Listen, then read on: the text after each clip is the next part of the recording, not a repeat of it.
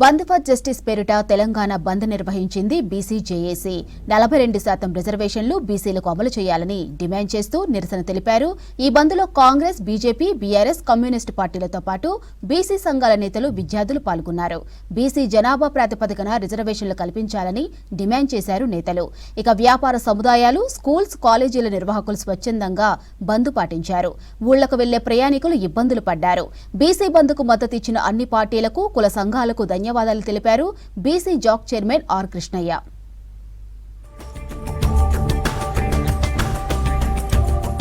42% BC quota అమలు కోసం tank bund Ambedkar విగ్రహం దగ్గర బైఠాయించి నిరసన చేశారు మంత్రులు పొన్నం ప్రభాకర్, వాకిటి శ్రీహరి, సీతక్క. ఈ నిరసనలో MP Anil Kumar, SATS chairman Sivasena Reddy పాల్గొన్నారు. బీసీ బిల్లుకు కేంద్రం ఆమోదం తెలపాలని, త్వరలోనే సీఎం రేవంత్ రెడ్డి అధ్యక్షతన ప్రధాని మోదీని కలుస్తామన్నారు మంత్రులు. శాసనసభలో మద్దతిచ్చి కేంద్రంలో ఎందుకు ఆపుతారో తెలియదు. కొద్ది రోజులు ముస్లింల కారణం చూపెట్టినారు, ఇప్పుడు లేదని తెలిసిపోయింది. ఇది బ్యాక్వర్డ్ క్లాస్కి లాభం జరుగుతుందని తెలిసింది. రామచంద్ర గారు స్వయంగా మాట్లాడారు. నేను వారిని కోరుతా ఉన్నా, వెళ్ళండి, ఢిల్లీకి వెళ్ళండి, మీ డెలిగేషన్ తీసుకొని ఆల్ పార్టీకి మేము రావడానికి మీరు కేంద్రంలో నాయకత్తున్నారు. మేము మా ముఖ్యమంత్రి బహిరంగంగా విజ్ఞప్తి చేసి, నేను బీసీ మంత్రిగా మరొకసారి విజ్ఞప్తి చేస్తా ఉన్నా, తీసుకెళ్ళండి. మీరు ఇంకా స్పందించకపోతే రేపు పొద్దున తెలంగాణలో దోషులుగా నిలబడాల్సి వస్తుంది అనే మాట మాత్రం మరవద్దు. ఇవాళ కేంద్ర ప్రభుత్వం చేతిలో ఉంది. 6 నెలలు 5 నెలల నుంచి పెండింగ్లో పెట్టుకున్నారు బిల్లులు. మేము డెడికేటెడ్ కమిటీ చేసినాం, ఎంపరికల్ డేటా ద్వారా కులగణన చేపట్టినాం. మరి ఆ బిల్లులన్నీ కూడా ఏకగ్రీవ ఆమోదం పొందినాయి.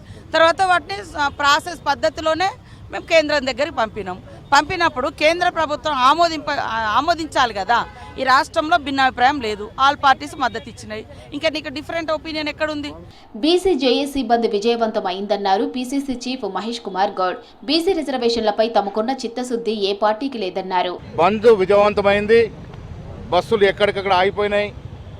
ప్రజలు స్వచ్ఛందంగా, మేము అడుగుతున్న కోరిక న్యాయమైంది కాబట్టి ప్రజలు కూడా స్వచ్ఛందంగా వారి షాప్స్ని, వారి యొక్క ఇండస్ట్రీస్ అన్నీ కూడా మూసించినారు. బీజేపీ చేస్తున్నటువంటి పచ్చి మోసం తెలంగాణ ప్రజలు గ్రహిస్తూ ఉన్నారు. చట్టాలు అన్ని పార్టీలు ఓటేసాయి కదా.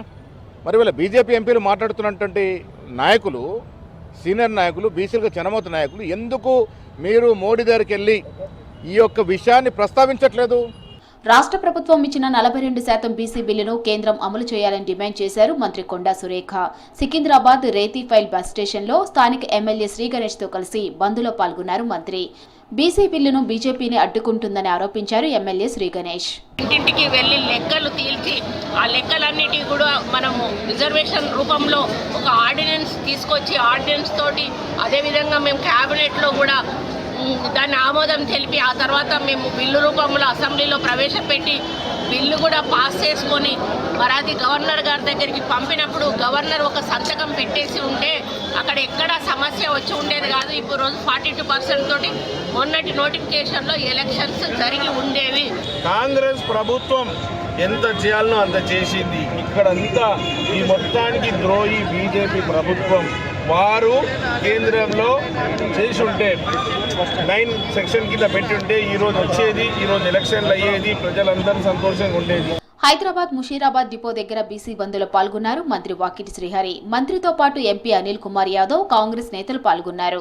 బీసీలకు 42% రిజర్వేషన్ల బిల్లుపై కేంద్రం నిర్లక్ష్యంగా వ్యవహరిస్తోందని మండిపడ్డారు మంత్రి వాకిటి. అది కాంగ్రెస్ పార్టీ ఆలోచనే కదా 42% ఇవ్వాలన్నది.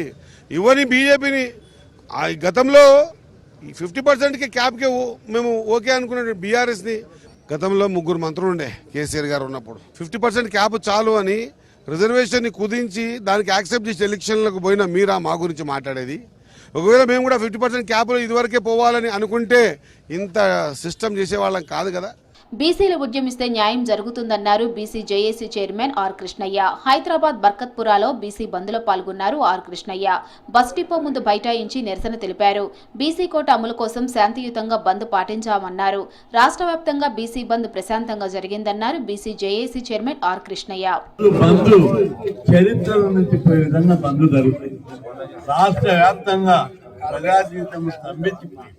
ఎక్కడికక్కడ గతంలో ఏ బంధు కూడా ఇట్లా జరగలేదు. ఈ బంధు బీసీల యొక్క ఆకాంక్ష, మాకు న్యాయం జరగడం లేదు. ఏం పేరేం పెట్టాం? బంద్ ఫర్ జస్టిస్.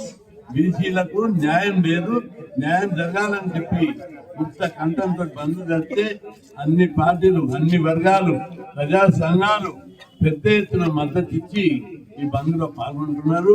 బీసీ బంద్కు సహకరించిన ప్రతి ఒక్కరికి ధన్యవాదాలు తెలిపారు BC JAC chairman R Krishnaiah. Telangana యుద్ధంలానే బీసీ యుద్ధం నడుస్తుందన్నారు. రిజర్వేషన్లు వచ్చే వరకు పోరాడతామన్నారు. బంద్ కారణంగా ఇబ్బంది పడిన ప్రజలకు క్షమాపణ చెప్పారు. భవిష్యత్ కార్యాచరణపై 2 రోజుల్లో కమిటీలు వేస్తామన్నారు ఆర్ కృష్ణయ్య. అన్ని కుల సంఘాలు మీరందరూ ఓ గొప్ప ఆశయం కోసి పార్టీ విభేదాలున్నా సిద్ధాంతపరమైనటువంటి విభేదాలున్నా బీసీలకు వాటాలు దక్కాలని మీరు అందరూ చేసినటువంటి కృషి ఫలితంగా ఈరోజు బీసీలు బలమైన ఉద్యమాన్ని అన్ని వ్యవస్థలకు, రాజ్యాంగ వ్యవస్థలకు, న్యాయ వ్యవస్థకు, శాసన వ్యవస్థకు, ఎగ్జిక్యూటివ్ వ్యవస్థకు, సమాజంలోని ఉన్నత ఎదిగినటువంటి వ్యవస్థకు అందరికి కూడా ఒక రిప్లై ఇచ్చారు. తప్పనిసరి దీని ఫలితాలు ఉంటాయి. ఇమ్మీడియట్గా కనిపించకపోవచ్చు. బీసీల వాళ్ళ ఊళ్ళలోకి వెళ్ళి చెప్తున్నారు, అన్న ఇంతకు ముందు మా బీసీలను చిన్న చూపు చూస్తుంటే ఈ బంద్ తర్వాత నన్ను గౌరవిస్తున్నారు ఊళ్ళల్లో అంటున్నాడు. 42% రిజర్వేషన్ల అమలుతో బీసీలకు న్యాయం చేయాలన్నారు సిపిఐ జాతీయ నాయకులు నారాయణ. బీసీ బంద్లో సిపిఐ రాష్ట్ర కార్యదర్శి ఎమ్మెల్యే కూనంనేని సాంబశివరావు బీసీ బిల్లుకు చట్టబద్ధత కల్పించాలని డిమాండ్ చేశారు నేతలు. ఈ బంద్కు అన్ని రాజకీయ పార్టీలు సమర్థించాయి. ఈ బంద్ని అందరూ సమర్థిస్తే అర్థం ఉంది, కానీ బీజేపీ కూడా సమర్థిస్తూ ఉంది. ఇది ద్వంద్వ ప్రమాణం. ఇక్కడేమో బీజేపీ సపోర్ట్ చేస్తుంది, ఢిల్లీలో అపోజ్ చేస్తుంది. మరి ఇక్కడ ఢిల్లీలో పోయి మోడీతో మాట్లాడితే, కేంద్ర ప్రభుత్వం మాట్లాడితే పరిష్కారం అవుతుంది కదా.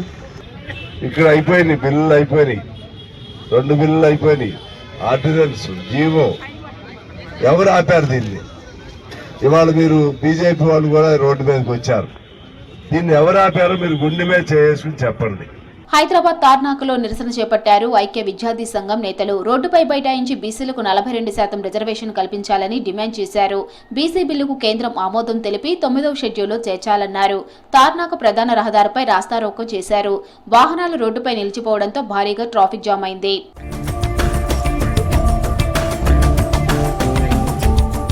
బీసీలకు 42% రిజర్వేషన్లు కేటాయించాలని ఓయూలో నిరసన చేపట్టారు బీసీ జేఏసీ నాయకులు.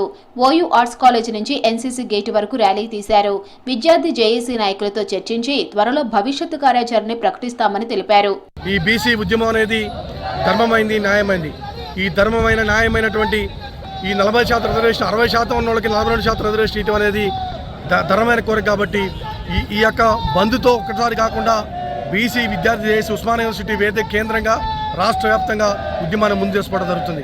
బీసీ బంద్ ప్రశాంతంగా కొనసాగింది. స్కూళ్లు, కాలేజీలు, ప్రైవేటు సంస్థలు స్వచ్ఛందంగా బంద్ పాటించాయి. హైదరాబాద్ ఎంజే మార్కెట్, అబిడ్స్ దగ్గర కొన్ని షాపులు ఓపెన్ చేశారు. దీంతో బీసీ సంఘాల నేతలు ఆగ్రహం వ్యక్తం చేశారు. దీంతో షాపులను క్లోజ్ చేశారు యజమానులు.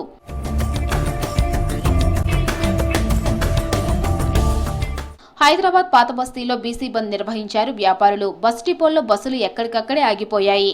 వ్యాపార సముదాయాలు, విద్యా సంస్థలు స్వచ్ఛందంగా బంద్ పాటించాయి. పలువురు బీసీ నాయకులు వీధుల్లో పర్యటిస్తూ తెరిచి ఉన్న దుకాణాలను మూసివేయించారు. బీసీల పక్షాన వాళ్ళని అడుగుతున్నాం, బీజేపీ నాయకులను, ఇది మీకు సమంజసమా?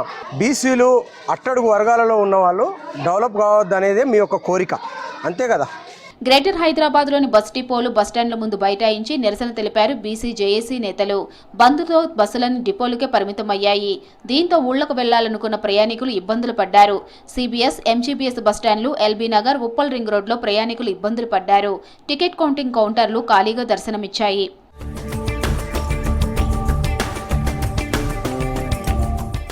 బీసీ జేఏసీ బంద్తో స్తంభించిన ఆర్టీసీ బస్ సర్వీసులు పునఃప్రారంభమయ్యాయి. సికింద్రాబాద్ జేబీఎస్ నుంచి ఉత్తర తెలంగాణ జిల్లాలకు బస్సులు ప్రారంభమయ్యాయి. దీంతో ప్రయాణికులతో సందడి నెలకొంది. మళ్లీ బస్సు సర్వీసులు ప్రారంభం కావడంతో సంతోషం వ్యక్తం చేశారు ప్రయాణికులు.